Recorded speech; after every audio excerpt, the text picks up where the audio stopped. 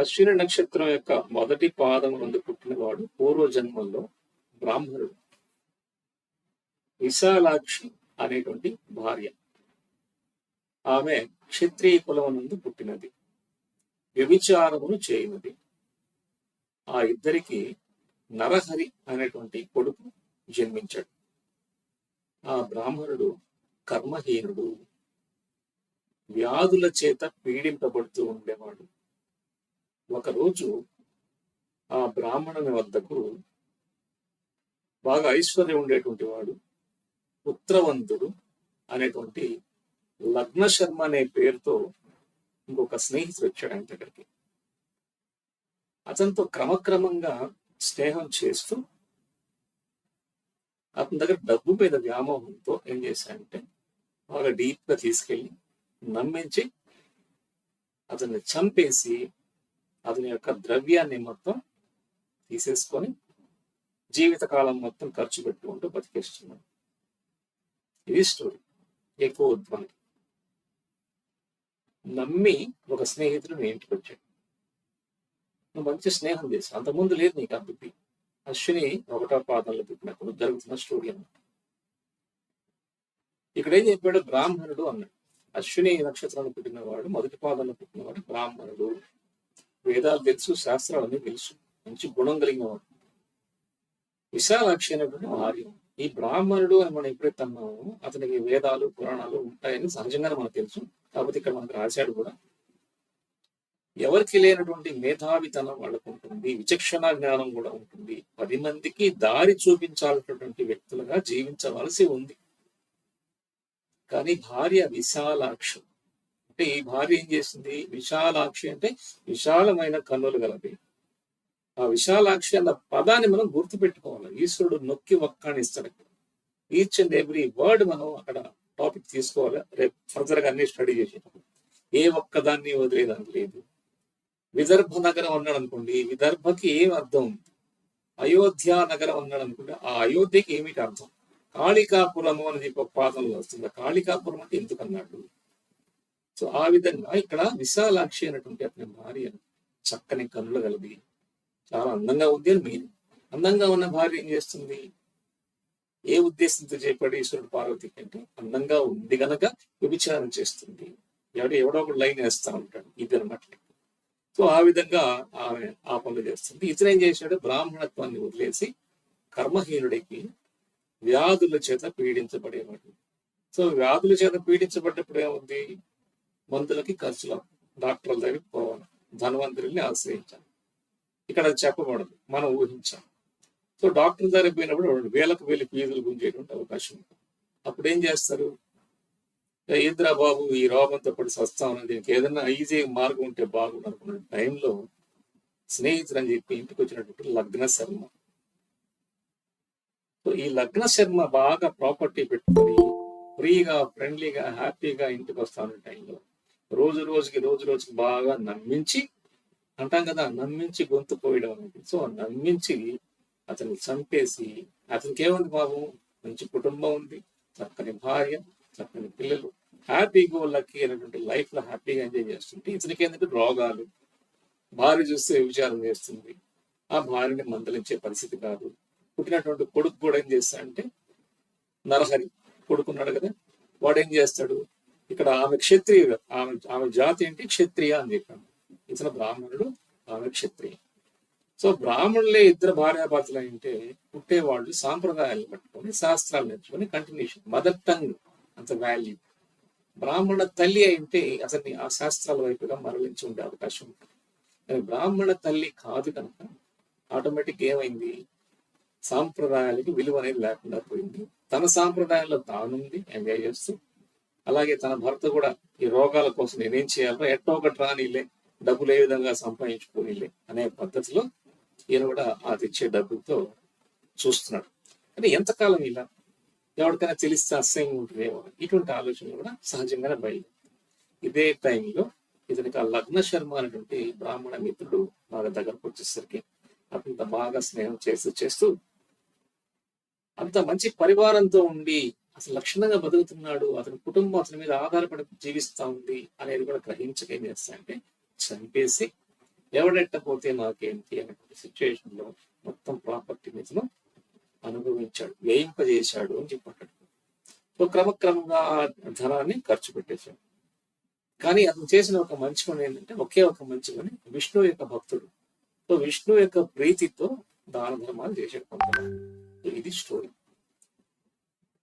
అశ్విని యొక్క 1వ పాదం మీ అందరికీ తెలుసు, నవాంశలో అక్కడే వస్తుంది, వర్గోత్తమం చెందుతుంది. సో ఆ నవాంశ మనకి క్షత్రియ యొక్క లక్షణాలను కూడా చూపిస్తాం, రాశి చూపిస్తాం, క్షత్రియుడు యొక్క లక్షణాలు చూపిస్తాం. పవర్ఫుల్, చాలా పవర్ఫుల్, అంటే దేనికైనా వెనకాడని రాశి. మనకు తెలుసు మేషం అనేది చాలా పవర్ఫుల్, ఏమైనా సాధించగలడు, భుజబలం కలిగినటువంటి వాడు, ధైర్య సాహసాలకి ప్రతీక. మిగతా భావాల్లో, మిగతా రాసుల్లో మేషంలో ఉన్నటువంటి ఎనర్జీ ఇంకెక్కడ ఉండదు. మేషంలో ఆ టైప్ ఆఫ్ ఎనర్జీ మాత్రం, యుద్ధం చేసేటువంటి ఎనర్జీ, ధైర్య సాహసాలకి ఎనర్జీ, ఏమైనా చేయగలను అనేటువంటి ఎనర్జీ. మనిషి పుట్టాలి అంటే అక్కడి నుంచే పుట్టాలి, అక్కడ ఆ వేడితోనే పుట్టాలి, అంత పవర్ఫుల్ ఉన్నటువంటి ఎనర్జీ అని మనం గుర్తించాలి. అక్కడ ఈ బ్రాహ్మణుడు క్షత్రియుడిలాగా అతను ఆ ఎనర్జీని ఏం చేశాడంటే నెగిటివ్ గా వాడుకుని, అక్కడేమున్నాయి మన నక్షత్రాలు 3 క్రూరమైన నక్షత్రాలు 3 ఉన్నాయి, అశ్విని భరణి కృత్తిక ఉన్నాయి. సో ఆ టోటల్ రాశి ఏంటంటే చాలా హాట్ గా, చాలా భయంకరమైన క్రూయల్ రాశిగా తయారైంది. సో ఈ బ్రాహ్మణుడు ఏం చేశాడు, ప్రేమించి పెళ్లి చేసుకున్నాడు. అంటే ప్రేమించి పెళ్లి చేసుకుంటానే కదా, ఇక్కడ మనకు అది రాయలు. ఇతను బ్రాహ్మణుడు చేసుకున్నది క్షత్రియ మనిషిని అంటాడు. అంటే ఏంటి, ఇంటర్ కాస్ట్ లోకి వెళ్ళిపోయి.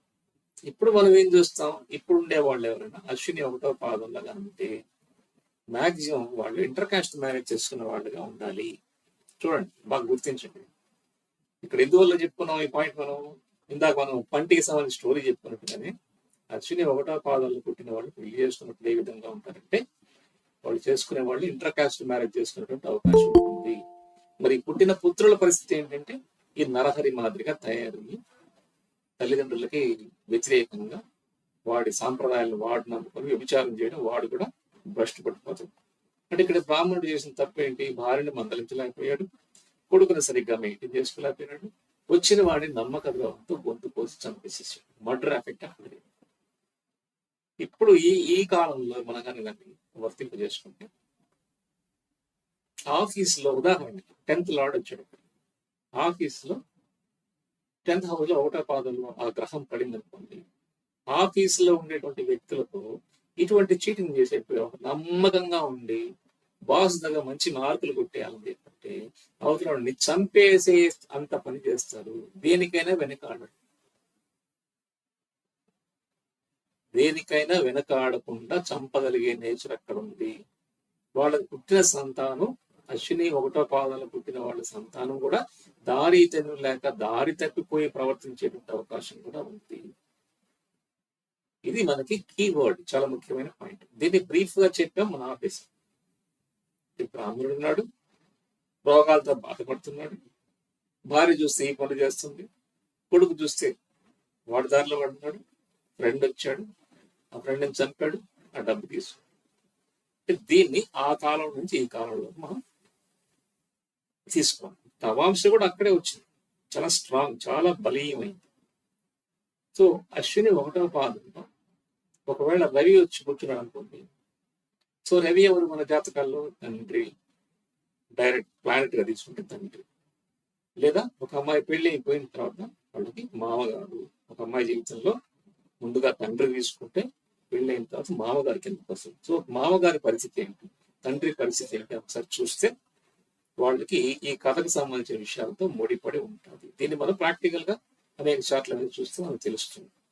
అదే 6వ అధిపతి కూర్చున్నాడు, 2వ అధిపతి కూర్చున్నాడు అక్కడ. సో ఇవన్నీ కూడా ఆ కారకత్వాలను తీసుకొని దానికోసం ఏమైనా చేస్తారు. 3వ అధిపతి కూర్చున్నాడు అనుకోండి, 3వ కార్యక్రమాల కోసం, చేసే పనుల కోసం, సపోజ్ డాక్యుమెంటేషన్ చేసే విషయాల కోసం నమ్మకంగా వీడు కాగితం రాసి పెట్టాలని, వాడు ఆ కాగితాన్ని పక్కన పెట్టి ఇంకోటి రాసి ఇచ్చేస్తాడు, వీడికి ఇస్తే వాడికి ప్రమోషన్ వస్తుంది, అదే నేను రాసుకుంటే నాకు ప్రమోషన్ వస్తుంది అని చెప్పి వాడికి దక్కనేకుండా చేస్తాడు అని మీనింగ్ లో తీసుకోవాలి. కానీ వచ్చాడు గొంతుకు చంపేశాడు అని చెప్పి టోటల్ గా తీసుకోవడానికి లేదు, డీకోడ్ చేసుకుని. సో అశ్విన నక్షత్రం 1వ భాగం ఈ స్టోరీ చెప్తాం.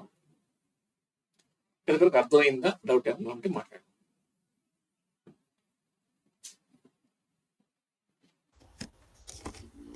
సార్ గురువు గారు, నాకు ఒక చిన్న జనరిక్ డౌట్ ఉందండి. చెప్పండి. ఇప్పుడు ఆ, నా లగ్నం డిగ్రీ ప్రకారం అది ఆ, భరణిలోకి వచ్చిందండి. సో అశ్విని ఇంపాక్ట్ నా మీద ఉంటుందా ఉండదా అసలు? కొంతవరకు ఉంటుంది. ఓకే. మీ యొక్క డిగ్రీ అయితే 100% పనిచేస్తుంది. ఇది కొంతవరకు ఓకే. పనిచేస్తుంది. ఓకే. మీరు అంటే వేరే వాళ్ళ కోయి చాట్లో గమనించండి. చెప్పండి. అంటే కోయిన్సిడెన్స్ అంటే ఏంటంటే, నాకు 10th లార్డ్ కూడా వెళ్ళి భరణిలోనే ఉన్నాడండి. So okay. ఈ అశ్విని ఇంపాక్ట్ ఎంత వరకు ఉంటుందా అని క్వశ్చన్. అశ్విని ఇంపాక్ట్ అప్పుడప్పుడు ఏమవుద్దంటే ఇది స్టోరీ ప్రకారంగా అంత పక్కాగా ఉండకపోయినా ఒక ఆలోచన తీసుకొస్తారు, ఇట్లా చేస్తే బాగుండు కదా అనిపిస్తుంది. ఓకే. డ్రాప్ అయ్యేటువంటి ఛాన్సెస్ కూడా ఉంటాయి. ఓకే. మన సమయ స్ఫూర్తిని మన తెలివితేటలు ఉపయోగించుకొని ముందుకెళ్ళాలి. అయితే బ్రీఫ్ గా ఏంటి, ఓవరాల్ స్ట్రక్చర్ ఏంటి, మనం వేరే కారకత్వాల్లోకి వెళ్ళక్కర్లే. మనకి ఈ యొక్క స్టోరీని తెలుసుకుని స్టోరీని అడుపెట్టేసుకుని నవాంశ అయినా వేసుకోవచ్చు. నవాంశల అనుభవం ఉండేవాళ్ళు నవాంశ లేకపోయినా సరే రాశి చక్రమే చెప్పేస్తుంది. సో ఇట్లా నేను 108 పాదాలు చెప్పుకుంటూ ఒక్కొక్క దానికి ఒక్కొక్క చార్ట్ తీసుకుని ఎక్స్ప్లెయిన్ చేయండి. సో వ్యవధి ఒక్కో పాదానికి 2 పాదాలకు మాత్రం మనకు సమయం ఉండేటువంటి అవకాశం ఉంటుంది. అంటే ఒక పాదం 2 పాదాలు మనం ఎప్పట్లా చెప్పుకోవాలంటే రాత్రి 10 లోపల, అంటే 8:30 నుంచి 10 లోపల. ఎందుకంటే 10 దాటిన తర్వాత మైండ్ లోకి ఎక్కువ వేసుకోవడం కూడా చాలా ఇబ్బంది అవుతుంది. చాలా మంది చెప్తున్నారు అది కూడా. అందుకని 10 లోపల క్లోజ్ చేసేసి ప్రశ్నలు ఈ మనం కంటిన్యూ చేద్దాం. అంటే లాస్ట్ మూమెంట్ లో 9:55కి సపోజ్ 10-15 నిమిషాలు 10:15 కల్లా క్లోజ్. నువ్వు గుడ్ నైట్ చెప్పుకోవడాలు కూడా మళ్ళీ తీసేద్దాం, అయిపోతుంది. నెక్స్ట్ డే ఉంది మనకు. నెక్స్ట్ డే మళ్ళీ బుధ గురు శుక్ర 3 రోజులు వెళ్తాం. ఇంకొకటి ఏంటంటే మీకు ఇప్పుడు వినండి, బాగా వినండి, పాయింట్స్ నోట్ చేసుకోండి, క్యాజువల్ గా నోట్ చేసుకోండి. ఈ స్టోరీలన్నీ నేను చెప్పింది కూడా నా ప్లానింగ్ ఏంటంటే చిన్న చిన్న బిట్లుగా ఒక్కొక్క నక్షత్రాన్ని ఒక వీడియో చేసేద్దాం ప్లానింగ్ ఉంది నాకైతే. సో ఇప్పుడు ఆ అబ్బాయి పెళ్లి హడావిడిలో కొంచెం ఉన్నాను కాబట్టి మీకైతే విషయాన్ని ఎన్నిసార్లు నేను చెప్పినా నేను చెప్తాను, మీకు రావాలి, మీకు తెలియాలి. అందరూ రండి రండి అని చెప్పి తీసుకొచ్చేసేసి ఇక్కడ నేను దాన్ని చేతులు ఎత్తేసే పరిస్థితి ఉండకూడదు కాబట్టి చెప్తాను. సో మ్యారేజ్ అయిపోయే లోపల, మ్యారేజ్ అయిపోయిన తర్వాత, మ్యారేజ్ అయ్యే లోపల కొంత మనం లెసన్స్కి వెళ్ళిపోదాం. 10th ఆగస్ట్ మ్యారేజ్ అయిపోయిన తర్వాత కొరవ మనం కంప్లీట్ చేసుకుంటాం. ఈ మధ్యలో మీరు ప్రాక్టీస్ చేస్తున్నప్పుడు అదే అనేక రకాల డౌట్లు మీకు వచ్చినప్పుడు కూడా మీరు మాట్లాడవచ్చు. వెంకటలక్ష్మి గారు చెప్పండి. సార్ ఇప్పుడు సుబ్బారావు గారి దగ్గర చార్ట్ ఉందని అంటున్నారు కదా, దాన్ని కలిపి ఎలా చూడాలి, డీకోడ్ చేయాలని ఎక్స్ప్లెయిన్ చేస్తే బాగా అర్థమైపోతుంది కదా సార్. చెప్తాను కదా, మీకు అది చెప్పనని చెప్పాలి. Okay sir. మీకు చార్ట్లు నా దగ్గర ఉండే చార్ట్లు కూడా నేను తీసుకుని 108 పాదాలకు సంబంధించి చార్ట్లు ఎక్కడెక్కడ ఉన్నా అన్ని చంద్రుడే ఉండాలని దొరకవు కదా. దాంట్లో ఎవరో తండ్రి పోయి కూర్చొని ఉంటాడు, కూతురు పోయి కూర్చొని ఉంటది, అమ్మ పోయి కూర్చొని ఉంటాడు కదా. చంద్రుడు గాని కుజుడు పోయి కూర్చొని ఉంటాడు, కర్మ పోయి కూర్చొని ఉంటది. ఇవన్నీ కూడా చూడండి. ఒక్కసారి మీరు దీనికి రుచి చూసారంటే నిజంగా ఎట్లుంటదంటే, చదరంగం ఆడుకోవడానికి ఎట్లయితే మనం ఆడతామో బుర్రను ఉపయోగించి అంత వేడిగా పనిచేయడం మొదలు పెడతాం. సో అది దీంట్లో పెట్టి. సో ఇప్పుడు మీకు బ్రీఫ్ గా అర్థమైన విషయం ఏంటంటే, అశ్విని 1వ పాదంలో అంతా మద్రాస్ కి సంబంధించిన వ్యవహారం ఉంటుంది. అలాగే భరణి 3 నక్షత్రాలు. అశ్విని 4 పాదాల్లో కూడా, ఫస్ట్ పాదంలో కూడా చంపడమే, 2వ పాదంలో కూడా వృషభంలో వస్తుంది, అది కూడా చంపడమే, 3వ పాదం మిథునంలో వస్తే అది కూడా చంపడమే, కర్కాటకంలో కూడా చంపడమే సారాంశం. ఓకే. సో మనకి ఏ చార్ట్ అయితే దొరుకుతుందో ఈ నోట్స్ మీరు విని, ఈ నోట్స్ ఎప్పుడు మీ దగ్గర మీరు వస్తాయో, మీరు ఫాలో అవుతారో, అప్పటి నుంచి మనం నక్షత్రాల గురించి ఈ జాతకాల గురించి ఒక్కొక్క జాతకం తీసుకున్నాం. మీ జాతకమే ఒకసారి స్టడీ చేద్దామండి అంటే స్టడీ చేయొచ్చు. మన మిత్రులు కూడా చాలా మంది ఈ ప్రకారంగా నేను స్టడీ చేసి అది లింక్ పెట్టడం తెలియాలి. లింక్ పెట్టడం 10 చార్ట్లు చేసాం అనుకోండి, 10 పాదాలకి ఆటోమేటిక్ మీకే ఒక ఐడియా వస్తుంది. మీకు సారాంశం అర్థం కావాలి. సో ఈ విధంగా మనకి 1వ పాదం అశ్వినికి పూర్తి చేసుకున్నాం. నెక్స్ట్ ఇప్పుడు పూర్తి అయిపోయిందని కాదండి, స్టార్టింగ్ అయినా ముందు కూడా చాలా మనం చేయాల్సి ఉంటుంది, అది దృష్టిలో పెట్టుకోవాలి.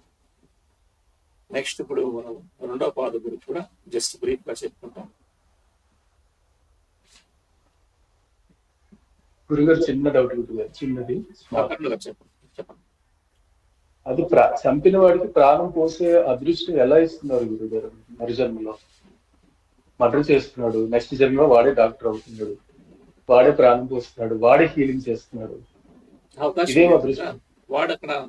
వాడు ఆ ప్రాణం తీస్తాడేమో డబ్బుల కోసం, వద్దన్నా కూడా అబార్షన్ చేయించేసేస్తాడు. లేదంటే 10,000 రూపాయలతో పోయి 1,00,000 రూపాయలు అవుతుంది ఠాగూర్ సినిమాల మాదిరి హడావిడి చేస్తాడు. అదే స్టోరీ. అర్థమైంది? ఠాగూర్ సినిమా చూశారు కదా మీరు. అర్థమైంది గురువు. సో అశ్విని అక్కడ పని చేసి అక్కడ అప్లై చేసుకోండి, మీకు అందరికి ఓకే. పాజిటివ్ కర్మ, నెగిటివ్ కర్మ రెండూ ఉంటాయి. కొంతవరకే పాజిటివ్ ఉంటుంది. కర్మ అనుభవించేదానికి ఈ భూమి మీదకి వచ్చాం. ప్రతి ఒక్క పాదం మనకి 1వ పాదం నుంచి 108వ పాదం వరకు కూడా ఏంటంటే కర్మ అనుభవించేదానికి వచ్చాము. ఎస్సెన్స్ ఏంటంటే ఒక్కొక్క పాదంలో ఒక్కొక్క రకమైన టేస్ట్ ఉంటుంది. అది ఏ లగ్నం నుంచి అక్కడికి పోతుంది. ఉదాహరణకి మకరం తీసుకుంటాం. మకరంలో గురువు నీచి పడతాడు. గురువు జాతి ఏంటి? గురువు జాతి ఏంటి? సో బ్రాహ్మణ జాతిలో ఉన్నటువంటి అతను ఎక్కడికి వెళ్ళాడు? శూద్రుడు దగ్గరికి వెళ్ళిపోయాడు. సో అక్కడ మకర రాశి మనకి ఏం చెప్తుంది అంటే, మకర రాశి సహజ కర్మభావం. సో అక్కడ అది భూతత్వంలో ఉంటుంది. అక్కడ మకరం అనగానే మనకు మొసలి బొమ్మ గుర్తొస్తుంది. ఆ మొసలి పట్టుకుందంటే వదలదు, సామాన్యంగా వదలదు. సో తప్పుడు అలవాట్లలోకి ఒక బ్రాహ్మణుడు ఆ పాదం కానీ మకరంలో పడితే తప్పుడు అలవాట్లు వదలలేడు. బ్రాహ్మణుడు పాఠాలు చెప్పి అందరికీ మార్గాన్ని చూపించవలసినటువంటి బ్రాహ్మణుడు పొరపాటున ఆ పాదం వెళ్ళిపోయి అక్కడ పడి అది మనకి కొన్ని నక్షత్ర అనురాధ కానీ కొన్ని వస్తాయి ఈ స్టోరీకి సంబంధించి. ఆ పాదం ఎక్కడైతే అక్కడ ఇరుక్కుంటుందో ఇంకా అక్కడి నుంచి బయట పడలేక, లాక్కోలేక, పీక్కోలేక ఇబ్బంది పడతాడు. సార్ లాస్ట్ లో తీసుకున్నాం సార్ స్టోరీ అయిపోయిన తర్వాత, ఎందుకంటే మళ్ళీ ఇంటర్ఫేర్ అనేది ఇబ్బంది అవుతుంది. నాకు అనిపించింది, నేను అది ముందే చెప్పి ఉండాల్సిందే. Sorry for the inconvenience sir. Last లో ఇంకొక ఈ స్టోరీ చెప్పేసి ఆపేద్దాను. మీరు ప్రసాద్ గారు మీరు క్యారీ ఆన్ చేసుకోవచ్చు. Thank you sir. ఇప్పుడు అశ్విని నక్షత్రం యొక్క 2వ పాదం మనం తీసుకుంటున్నాం. ఇదే సేమ్ ఓ పార్వతి అని స్టార్ట్ చేస్తాడు. మనం అంతరం పోకుండా సింపుల్ గా మనం ఏం చెప్పుకున్నాం స్టోరీ అంటే, అశ్విని నక్షత్రం యొక్క 2వ పాదంలో పుట్టినప్పుడు అయోధ్య పట్టణంకు, అయోధ్య అంటే శ్రీరామచంద్రుడు, అయోధ్య పట్టణంకు తూర్పు భాగమున, తూర్పు అంటే ఎందుకు తూర్పు అని చెప్పాడు అనేది మనకి రాతి పాయింట్ వస్తుంది. తూర్పు భాగమున 4 క్రోసుల దూరం. 4 క్రోసులు అంటే దానికి ఒక లెక్క ఉంది. ఒక క్రోస్కి ఎంతో 3 మైళ్ళని ఏదో ఉంది, నేను అది కూడా చెప్తాను మీకేం కంగారు. సో 4 క్రోసుల దూరంలో అని చెప్పి ఇక్కడ చెప్తున్నాడు. అయోధ్యాపురం, అయోధ్య పట్టణంలో తూర్పు భాగమున 4 క్రోసుల దూరంలో సరయూ నది తీరము. సరయూ నది అంటే పవిత్రమైన సరయూ నది. ఆ నది పేరు సరయూ నది. బ్యూటిఫుల్ అండ్ చాలా పవిత్రమైనటువంటి నది. ఆ పేరునగానే మనకి ఎక్కడ ఒక మనసులో ఆహ్లాదకరమైన వాతావరణం ఏర్పడుతుంది. అటువంటి సరయూ నది తీరమందు వర్ణ సంకర క్షత్రియుడు అయిందండి. వాళ్ళకు కూడా ఇక్కడ ఇంటర్ కాస్ట్ సంబంధించినటువంటి ఇన్సిడెంట్స్ మనం ఇక్కడ చూడొచ్చు. వర్ణ సంకర క్షత్రియుడు అయ్యున్నాడు. ఎవరు? అశ్విని నక్షత్రంలో 2వ పాదంలో పుట్టినవాడు. అతను పేరు వచ్చేసి శ్వేత శర్మ. శ్వేత అంటే తెలుపు, స్వచ్ఛతకు సంబంధించి మనకి ఇండికేషన్ చెప్తున్నాడు అనమాట. శ్వేత శర్మ అని నామం కలిగిన వాడు. పుత్రుడు, భార్య, ఫ్యామిలీ ఉంది అతనికి. సో చక్కగా ఉంది, తనకు కావాల్సిన సోర్సెస్ అన్ని ఉన్నాయి. చక్కని భార్య ఉంది, పిల్లలు ఉన్నారు, హ్యాపీగా. పుత్రులు అన్నాడు. పుత్రులు ఉన్నారంటే పూర్వ రోజుల్లో పుత్రులు అంటే సంపద. ఈ రోజుల్లో నీ దగ్గర ఎన్ని కోట్లు ఉన్నాయని అడుగుతాడు. అప్పుడు ఎంతమంది పిల్లలు అని అడిగేవాళ్ళు. మీకు బాగా గుర్తు చేసుకుంటే మీ చిన్న వయసులో కూడా పెద్దవాళ్ళు నీకు ఎంతమంది పిల్లలు అని అడిగేవాళ్ళే కానీ 2 కొడుకులు 3 కొడుకులు నీకేం రా అని చెప్పనేవాడు. అది సంపద. ఇప్పుడు నీ దగ్గర ఎన్ని కోట్లు ఉన్నాయి, ఎంత ప్యాకేజ్ ఉందని అడుగుతుందో అది ఈ కాలం మారుతుంది. సో అక్కడ ఈ తేడాను మనం గమనించుకోవాలి. సో అతనికి పుత్రులు ఉన్నారు, భార్య ఉన్నది. సో ఇతను ఒక రోజు ఏం చేశానంటే తన మేనమామతో, అతని మేనమామ పుత్రుడు, అమ్మ యొక్క తమ్ముడో అన్నో, అంటే చార్ట్లో అది 11వ భావం నుంచి చూద్దామా లేదా అమ్మ తమ్ముడు కాబట్టి 6వ భావం నుంచి చూద్దామా అనేది అక్కడ మనం దృష్టిలో పెట్టాలి. ఇప్పుడు అంతా చార్ట్ లేదు కాబట్టి. సో అట్లా వచ్చిన మేనమామకు కొడుకుని తీసుకుని వచ్చాడు మేనమామ. ఎవరింటికి? రెండో పాదంలో పుట్టినటువంటి ఈ వ్యక్తి ఇంటికి సంకర జాతి క్షత్రియుడు అయినాడు అంటున్నాము. శ్వేత శర్మ అనేటువంటి పేరు కలిగిన వాడు, స్వచ్ఛమైనటువంటి పేరు కూడా ఇతనికి ఉంది. పవిత్రమైనటువంటి సరయూ నది తీరం ఉంది. తూర్పు భాగాన్ని సూచిస్తా ఉంది. అయోధ్యాపురిని సూచిస్తా ఉంది. అయోధ్య అనగానే శ్రీరామచంద్రుల వారి ప్రదేశం కాబట్టి దాంట్లో న్యాయం, ధర్మం, వస్తువులను బయటపడేసి వెళ్ళిపోయినా కూడా తిరిగి ఒక సంవత్సరం తర్వాత వచ్చినా కూడా మనకు ఆ వస్తువులు మనకి దొరుకుతాయి. రామరాజ్యం అనేటువంటి మీనింగ్ లో మనం తీసుకోవాలి. తండ్రి మాటకు కట్టుబడ్డ వ్యక్తి శ్రీరామచంద్రుడు. ఇవన్నీ మీనింగ్ ఒకసారి రామాయణంలో ఫ్లాష్ అయిపోవాలి. ఆ పేరు వినగానే మిగతా డీప్ వెళ్ళక్కర్లా, అది రావాలి మైండ్ లో. ఇతని పేరు కూడా ఏంటంటే తెలుగుదనానికి, స్వచ్ఛతకు సంబంధించి శ్వేత శర్మ అన్నాడు. ఇతనింటికి మేనమామ ఆయన కొడుకుని తీసుకొని వచ్చాడు. సో అతనిని తన గృహమునందు నివసించమని చెప్పి, పూర్వం రోజులు ఏంటి, బస్సులు, కార్లు, రైళ్లు లేవు కాబట్టి ఎక్కడెక్కడి నుంచి నడుపుకొని వస్తారు కాబట్టి ఇప్పుడే పోదులే ఉండు, నెల రోజులు ఉండు, ఒక 2 నెలలు ఉందని చెప్పి వాళ్ళకి ఆతిథ్యం ఇస్తూ అది చాలా బాగా చూసుకున్నటువంటి పరిస్థితులు ఉంటాయి. ఆ శ్వేత శర్మకు మిగిలిన సుగుణములు కలదియు, రూప యవ్వనములు కలదియు అగు భార్య కూడా ఉంది. అతనికి ఉంది. ఎవరికి? ఈ శ్వేత శర్మకి. ఇప్పుడు మనం చెప్పుకున్నటువంటి క్వాలిటీస్ అన్ని ఉన్నాయి అన్న పాయింట్ ఇక్కడ నేను గుర్తుపెట్టుకోవాలి. ఇప్పుడు అయోధ్య చెప్పాను, శ్వేత శర్మ అన్నాను, అతనికి సుగుణ సంపదలు కలిగినటువంటి భార్య ఉందని చెప్తున్నాను. ఇటువంటి పరిస్థితుల్లో ఒక నెల రోజులు నివసించేదానికి మేనమామ కొడుకుని తీసుకొని వచ్చాడు. సో ఇప్పుడు ఏం చేస్తారు? క్షత్రియుడు, సంకర జాతి క్షత్రియుడు అంటే ఇక్కడ ఏమని అర్థం? సంకర జాతి అనగానే క్షత్రియుడు అంటే క్షాత్ర ధర్మములు కలిగిన వాడు. సంకర జాతి క్షత్రియుడు అనగానే మీనింగ్ ఏమొస్తుంది అంటే వాళ్ళు వక్ర బుద్ధి ఉంది అంటే ఇండికేషన్ మనకి శివుడు పార్వతి చెప్పింది మనం అర్థం చేసుకోవాలి. సో అట్లా వచ్చినటువంటి ఆ మేనమామ పుత్రుడితో కూడా బహుదినములు మాంసమును, బహువిధములకు మాంసమును భుజించుతున్నాడు. ఆవు మాంసం కాదు, మేక మాంసం కాదు, గొర్రె మాంసం కాదు, ఏ పశువు ఏది దొరికినా కూడా మృగాల మాంసం కానీ ఏదైనా భోజిస్తూ ఉంటూ అక్కడ నెల రోజులు అతనితో పాటు గడిపాడు అనమాట. అంతటా ఆ శ్వేత శర్మ మేనమామ పుత్రుడితో కూడా చంపేశాడు. ఇద్దరిని చంపేస్తాడు. మేనమామని తన పుత్రుడిని కూడా చంపేసి ఆ 2 శవాలను తీసుకుని వెళ్ళిపోయి భూమి ఎందు పాతి పెడతాడు. భూమి ఎందు ఎక్కడ పాతి పెడతాడని కూడా మనకి కనబడాలి ఆ చార్ట్. ఆ చార్ట్లో అది కానీ కనిపించకపోతే ఆ చార్ట్ ఈ స్టోరీ దానికి అప్లై కాదు అని తెలుసుకోవాలి. దాన్ని కరెక్ట్ గా మనం డీకోడ్ చేయడం మన ప్రాక్టీస్. సో ఏం చేశాడు? వాళ్ళ ఇంటికి వచ్చారు, హాయిగా లక్షణంగా భోజనం చేసి పడుకొని ఉన్నారు. ఒక టైంలో ఆ టైంలో వాళ్ళని చంపేసి తీసుకొని పోయి ఆ శవాలు కానీ బయట దొరికితే రాజు దాన్ని తీసుకొని పోయి లోపల పడేస్తాడని చెప్పి చంపేసి భూమిలో పాతి పెట్టాడు 2 శవాలు అనమాట. మేనమామ యొక్క ద్రవ్యాన్ని సర్వాన్ని అపహరించి ఆ విధంగా గురుఘాతకుడు, పాపాత్ముడు అయినాడు అంటాడు. శ్వేత శర్మ భార్యతో కూడా ఆ ద్రవ్యమును వ్యయం చేసుకుని సుఖంగా హ్యాపీగా జీవిస్తూ ఉన్నాడు. ఇక్కడ వరకు స్టోరీ ఆపేద్దాం. వేరే వేరే ఉంటుంది మళ్ళీ. మరుజన్మల్లో పుట్టడం, రోగయుక్తుడైనాడు, సంతానహీనుడైనాడు, చాలా స్టోరీ ఉంటుంది. మనకి ఎస్సెన్స్ పట్టుకోవాలి. ఇప్పుడు ఏం చేశాడు, ఏం చేయకూడదు, ఇంతవరకే స్టోరీ. వీటిలో ఒక దగ్గర చెప్తారు, శయ్యాదానములు చేయండి. శయ్యాదానం అంటే మంచాలని దానం చేయండి. ఎవరైనా మంచాలను దానం చేయగలరా? లేదు కదా. ఇప్పుడు దాని అర్థం ఏంటి? శయ్యాదానం అంటే అవతల వ్యక్తి మనశ్శాంతిగా నిద్రపోగలిగేటువంటి అవకాశాన్ని కలిగించు అదనమాట. అంతకుముందు కల్పించలేదు, వాళ్ళ జీవితాలతో మాట్లాడుకున్నావు. ఇప్పుడు శయ్యాదానం చేసి నీ కర్మ తొలగించుకో. బ్రాహ్మణులకి నువ్వు పూజలు చేసి వాళ్ళ పాదాలను నమస్కరించుకొని 100 మంది బ్రాహ్మణులకు భోజనం పెట్టి కర్మ తెచ్చుకో అంటాడు. సో ఈ కాలంలో 100 మందిని తీసుకొచ్చుకుని నువ్వు భోజనం పెడితే నువ్వు మారిపోతావు. సో దానికి తదనుగుణంగా మార్పులు చేర్పులు చేసుకుని రెమెడీ చేసుకోవచ్చు తప్ప బంగారంతో 3 తులాల బంగారం, 10 తులాల ఎంతో బేడెత్తిన బంగారంతో ఆ విగ్రహాన్ని దించి, ఎవరినైతే చంపేశాడో ఆ బంగారు విగ్రహాన్ని దించి ఆ విగ్రహాన్ని పూజించి షోడశోపచారాలతో పూజించి ఆ విగ్రహాన్ని వచ్చినటువంటి బ్రాహ్మణుడికి దానం ఇవ్వమంటారు. ఇప్పుడు బంగారానికి ఆడిపోతాం. సో కాబట్టి టోటల్ గా డీప్ గా వీళ్ళు పడకుండా దేశకాల మాన పరిస్థితుల నుంచి వృత్తాత్రేత, ద్వాపర, కలియుగాలు జరిగినటువంటి హిస్టరీ మనకు వస్తుంది. ఈ కాలానికి తగ్గట్టుగా మనం అన్వయించుకొని దీన్ని మనం రెమెడీ చెప్పాలి.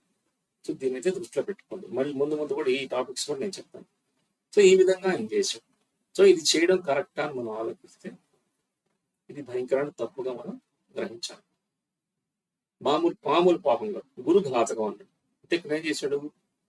మేనమావ గురువుతో సమానం, తండ్రి తర్వాత తండ్రి అంటే 9వ భావ సంబంధం. అంటే చార్ట్ గా దొరికితే 9వ భావాన్ని ఖచ్చితంగా చూడాలి. పుత్రుడిని చంపాడు. పుత్రుడిని చంపాడంటే బుధుడిని చూడాలి, పంచమ భావాన్ని. మేనమావని తీసుకోవాలి ఫస్ట్ తల్లి నుంచి 11వ ఇంటికి, తల్లి నుంచి 11వ ఇంట్లో, అక్కడి నుంచి చెక్ చేసుకోవచ్చు.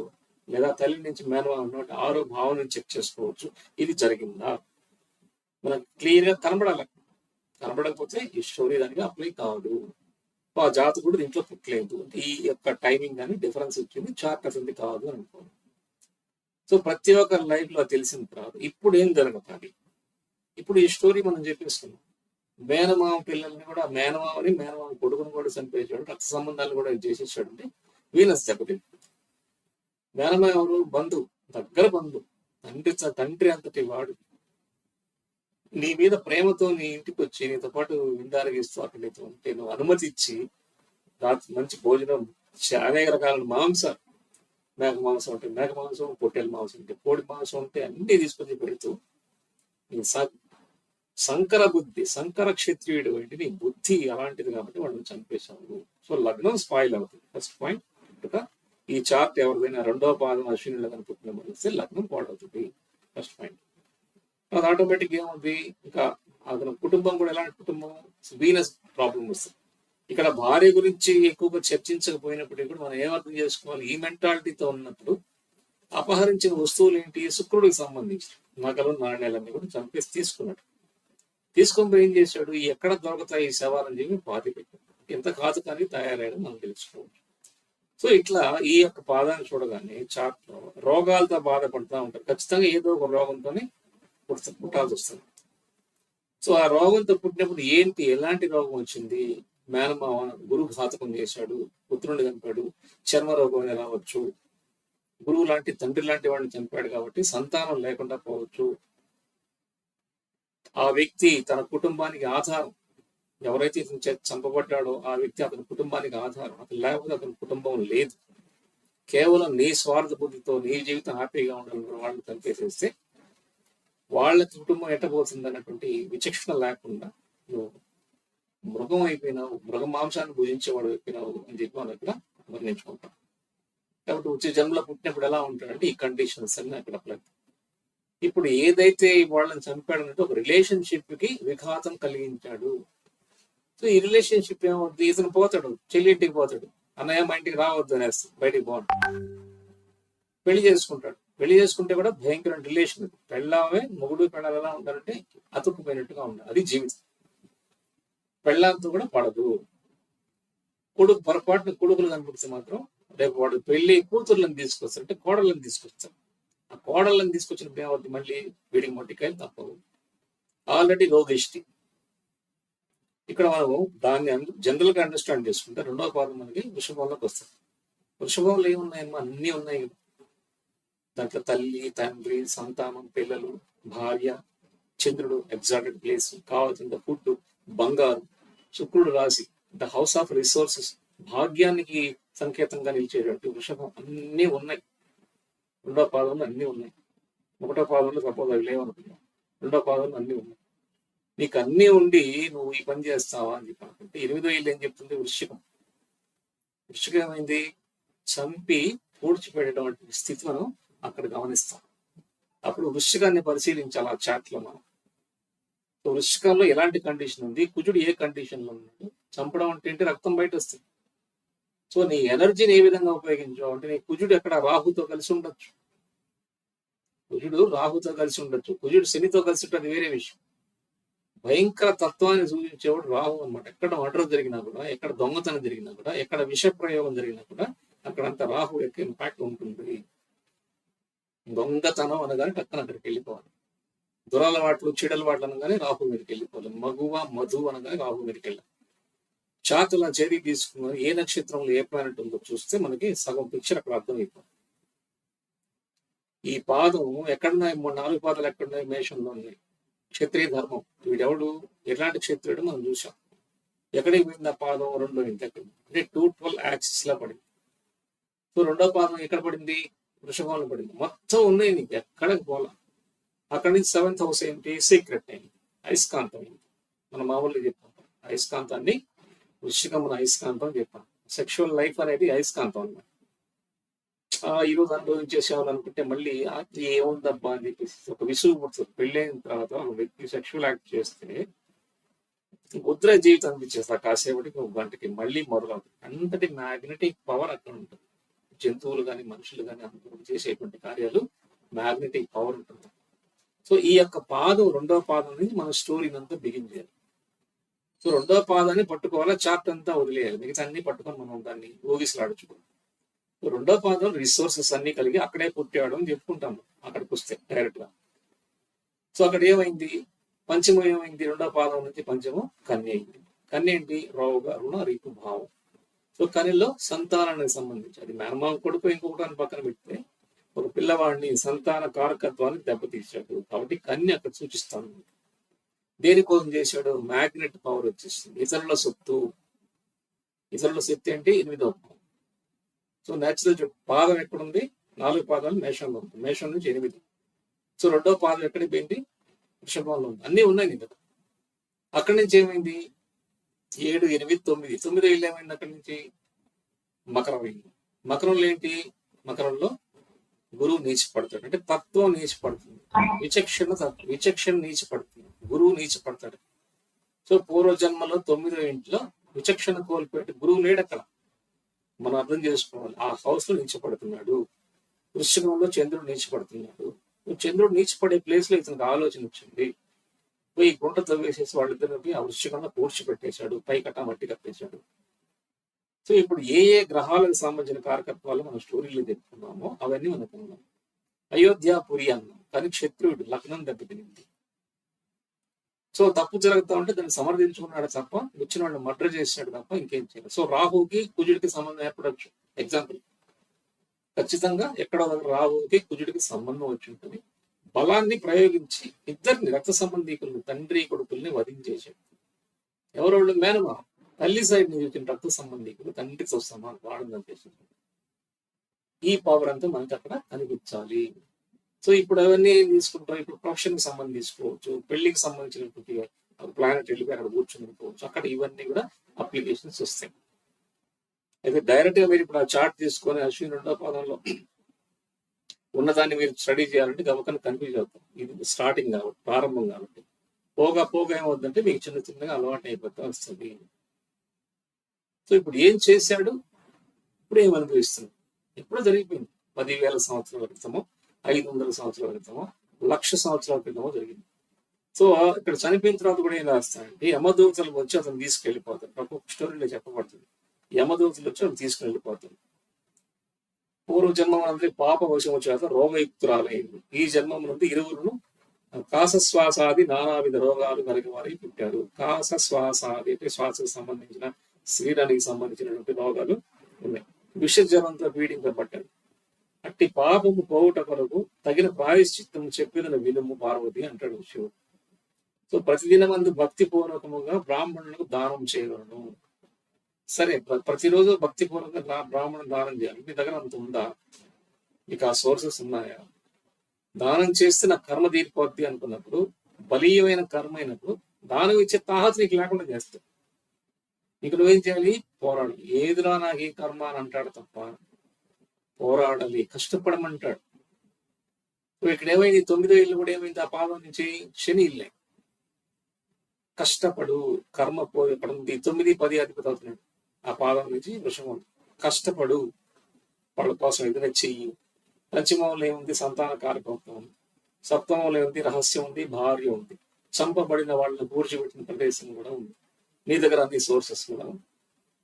కర్మ ఎక్కడి నుంచి వచ్చిందంటే మనం చూసుకోవచ్చు. కర్మ ఎక్కడి నుంచి ఎక్కడికి పోయిందంటే మేషం నుంచి వృషభానికి ట్రాన్స్ఫర్ అయింది. మేషం నుండి గుణధర్మాల్ని తీసుకుని వీడు ఎలాంటి వాడు, మేషం అంటే పవర్ఫుల్, మేషం అంటే ఏమైనా చేయగలను, ఆవేశం. మేషం అంతటి పవర్ఫుల్. ఎక్కడికి వచ్చాడు, వృషభానికి వచ్చాడు. అక్కడ ఆగాడు. రెండవ పాదం అక్కడికి వచ్చింది. నువ్వు చంపేసి ఇవ్వలేదా, రెండో పాదం చెప్తుంది పైన నగలు ఆభరణాలకు కూడా సంకేతం. కొట్టేస్తే పోలేదా, చంపేది తీసుకొని ఏం చేసుకుంటూ వెళ్ళిపోయాడు జీవితకాలం. అలాగే చనిపోయినాడు. యమదూతలు తీసుకొని పోయి ఎక్కడెక్కడ వాడిని తీసుకొని పోయి యమలోకంలో పెట్టారని చెప్పి ఇవన్నీ కూడా మనకి ఇక్కడ చెప్పబడుతుంది. సో మరియు 10 ధేనువులను దానం చేయాలి. అంటే 10 ఆవుల్ని కామధేనువులు తీసుకొని పోయి, ధేనువు అనగానే ఏంటి, ఎవ్రీథింగ్ మొత్తం సోర్స్ కలిగినటువంటి ఆవు అన్నమాట. ధేను అన్నీ ఉంటాయి దానికి. పాలు ఇచ్చేది అయి ఉండాలా, చూడడానికి ముచ్చటగా అందంగా ఉండాలి, ఉపయోగపడేదిగా ఉండాలి, అన్ని రకాలుగా. అంటే అంత పవర్ఫుల్ గా ఉండేటువంటి అవతలకు అందించాలి. ఆవు ఏం చేస్తుంది, తల్లి లేని లోటు కూడా తీరుస్తుంది. అంతటి ఆలోచన చేసి ధేనువు అనేది 10 ధేనువులు అనేది నువ్వు ఇస్తున్నావు, ఎదుటి వాడు దాంతో పాటు సెటిల్ అయిపోవాలి, అటువంటి దానాలు చేయాలి అని చెప్తాను. ఈ కాలంలో ఎక్కడికి పోదాం? సో అందువల్ల ఏం చేస్తారంటే, సపోజ్ చేయాలనుకున్నప్పుడు ఒక బ్రాహ్మణుని పిలిచి, ఆవు కోసం నేను ఖర్చు పెట్టాను, నీకు దానం ఇచ్చేదానికి ఎంత మాత్రం అవుతుందో అంత డబ్బుని కూడా ఆయన దానం రూపంలో ఇచ్చేసేసి, ఎవరైనా ఆవుల్ని పెట్టుకొని మెయింటైన్ చేసుకుంటే బ్రాహ్మణ్స్ కానివ్వండి, వ్యవసాయం చేసుకుంటే బ్రాహ్మణ్స్ కానీ, ఇలాంటి వాళ్ళు బ్రాహ్మణ అనగానే బ్రాహ్మణుడి దగ్గరికే వెళ్ళాల్సిన అవసరం లేదు. బ్రాహ్మణ తత్వంలో ఉండే వాళ్ళకైనా సరే ఇవ్వచ్చు ఉంటుంది. గోశాలలో కూడా వెళ్ళొచ్చేమో. చేయొచ్చు, పోయి స్వయంగా సేవ చేయాల్సి వస్తుంది. దానం చేసి ఇప్పుడు వాడు ఇంకా ఏం చెప్తాడంటే, ఈ 5 ఫలములు 15 ఫలముల పరిమితి గల బంగారముతో ప్రతిమ చేయించాలి అంటాడు. 15 ఫలాల బంగారం అంటే ఏంటి, మన వల్ల కాదు. వర్తులాకారముకు కుండమునందు హోమం చేయాలి. వెంబట బ్రాహ్మణుల సమృద్ధిగా అన్నదానం చేయాలి. శయ్యాదానం, ఇక్కడ వచ్చింది శయ్యాదానం చేయాలి. వెంబట ప్రతిమను పూజించాలి. ఎవరిని, ఏ ప్రతిమను పూజించాలి, ఎవరినైతే చంపేశాడో వాటిద్దరు బొమ్మలు చేయించుకొని ఆ ప్రతిమలు పూజించాలి. సో 7 విధముల ఎక్కడెక్కడి నుంచి తీసుకొచ్చి 7 రకాలుగా ఉన్నటువంటి మృత్తిక మట్టిని తీసుకొచ్చి దానికి 5-6 అంగుళముల పరిమితి గల వేదికను చతురస్రాకారంగా చేసి ఇక మంత్రాలు అవి స్థాపించి చేయమంటాడు. దీంట్లో మంత్రం కూడా ఇస్తాడు కొంత, లేదా ఈ మంత్రాన్ని మనం గూగుల్లో సెర్చ్ చేసుకొని అక్కడ ఆ మంత్రాన్ని తీసుకొని అప్లై చేసుకోవచ్చు. లేదు దానికి సరిపడా మంత్రం, ఏ దేవుడికి అయితే సంబంధం ఉందో అక్కడ పంచమాధిపతి సంబంధాన్ని పట్టుకుని కూడా మనం ఇట్లా చేసుకోవచ్చు. సో ఇప్పుడు ఈ మనిషి ఏం చేస్తాం అంటే, వాళ్ళకి మన నమ్మకం మీద ఇచ్చే హాయిగా నిద్రపోతారు, లక్షణంగా వచ్చినట్టు శయ్యాదానాన్ని ఇవ్వమని చెప్పారు. అంటే శయ్యాదానాన్ని ఎందుకు ఇవ్వమని చూస్తే, ఇప్పుడు నేను చెప్పినట్టుగా వాళ్ళకి మనశ్శాంతి ఇవ్వదు. శయ్యాదానం అంటే పడుకొని హాయిగా ఇట్లా పడుకొని, నా మనసులో నేను పడుకున్నాను, ఆ నిద్ర ఎలా వస్తుంది, మనశ్శాంతికి రావాలి, కలత నిద్ర ఉండకూడదు. గుండెల మీద చేసుకొని పండుకోగలిగేటువంటి ధైర్యాన్ని అవతల వాడికి ఇవ్వు. నేను నమ్మి నీకు దగ్గరకు వచ్చాడు, కానీ చంపేశావు. ఆ ప్రాణం విలవెల్లాడింది. ఆ విలవెల్లాడిన ప్రాణం ఎంత ఇదిగా ఫీల్ అయింది, వాళ్ళు చనిపోయిన తర్వాత వాళ్ళ కుటుంబం ఎంత ఎమోషనల్ కి గురైంది, ఇవన్నీ నీ మీద అప్లై అవుతాయి. చంద్రుడు దెబ్బతింటాడు, గురువు దెబ్బతింటాడు, బుధుడు దెబ్బతింటాడు, రవి దెబ్బతినేస్తాడు, గుజరాహు సంబంధం ఏర్పడుతుంది, శని సంబంధం ఏర్పడుతుంది, అన్ని రకాలుగా మొత్తం క్లోజ్ అయిపోతుంది. ఒక్క అశ్విని నక్షత్రం 2వ పాదం తగిలితే మీరు చూడండి. నా దగ్గర కూడా ఎక్కడ ఉండాలి, తీస్తాను నేను దాన్ని. సో ఈరోజు అయితే ఇంట్రడక్షన్ క్లాస్ గా చెప్దాం అనుకుని మీకు ఇట్లా చెప్తున్నాను. సో ఇక్కడికి నేను ఆపేస్తున్నాను. ఈరోజు కొద్దిగా మిత్రులు తీసుకున్నాం, డౌట్లు కూడా తీసుకున్నాం. ముందుగా మనం ప్రసాద్ గారిని తీసుకున్నాము. ప్రసాద్ గారు, మీరు 1 నిమిషం అండి.